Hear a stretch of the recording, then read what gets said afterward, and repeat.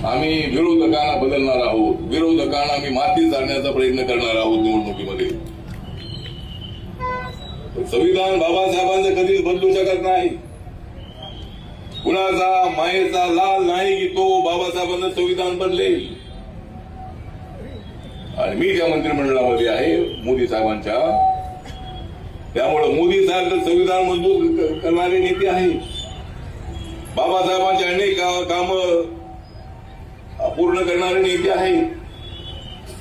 मुंबईला चैत्यभूमीच्या बाजूला दादरला 36 कोटीची जमीन बाबासाहेबांच्या स्मारकाला दिली. 2014 मध्ये देवेंद्र फडणवीस साहेब मुख्यमंत्री झाल्यानंतर ते आणि मी त्यांना भेटलो होते प्राईम मिनिस्टरना, आणि ताबडतोब एनटीसी मिलची जी ती जागा होती ती जागा ताबडतोब बाबासाहेबांच्या स्मारकाला दिली.